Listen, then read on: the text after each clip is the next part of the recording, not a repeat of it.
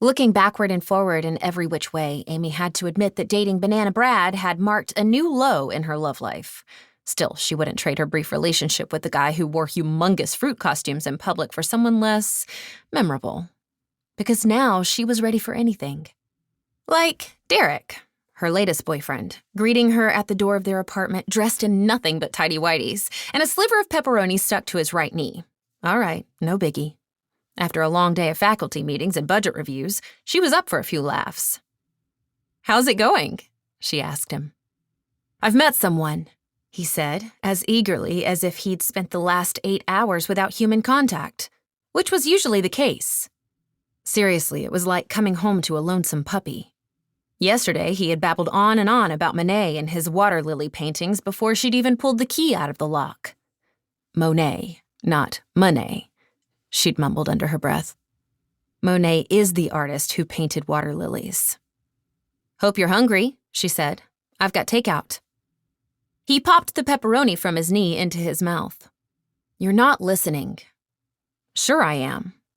Amy breezed by him and dropped the china castle bag onto the kitchen counter.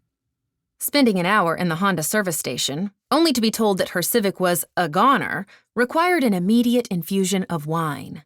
She looked in the refrigerator, its shelves crowded with cartons of restaurant leftovers. "Where's the bottle of Merlot?" Derek leaned against the doorway, arms folded across his bare chest. "We drank it." "We did?"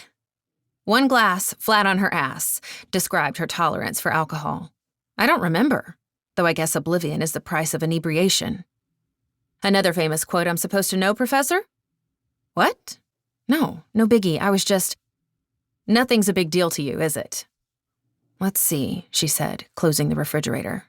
"Unreliable cars, the slow, agonizing death of print journalism, the gunky glue on labels that sticks to things forever. Ha, very funny." She was going to tell him to keep his shirt on, but he wasn't wearing one. "I'll open the Chardonnay. Want some?" "It's all yours." His undies were in a bunch about something, but where the heck was the corkscrew? Amy checked under the dirty dishes in the sink and peeked into a box with a half-eaten pepperoni pizza inside. Derek routinely left things in odd places to, as he put it, exercise his creativity. The only items in the recycling bin were a cream of mushroom soup can and the empty bottle of Merlot they had presumably drunk. Finally, she found the corkscrew beneath yesterday's pile of mail. A copy of the literary journal, The Rustic Review, addressed to Dr. Amy Marsden, was on top of it. She'd been a subscriber ever since they published one of her sister's short stories last year.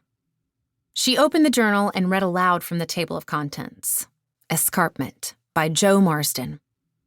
Derek grumbled a comment and snapped the waistband of his briefs. "It's not my fault if you ran out of clothes," she said. "It was your turn to do laundry. Don't change the subject." "There's a subject?" She rubbed her forehead. The apartment always reeked of varnish and wet rags, giving her a perpetual headache. Like his idol, Jackson Pollock, Derek dripped paint onto huge canvases. But from interesting angles, he had assured her when he showed her his work for the first time. All of them were untitled, a lack of commitment she applauded, if not necessarily the paintings themselves. You either got Pollock and Derek, or you didn't, she supposed.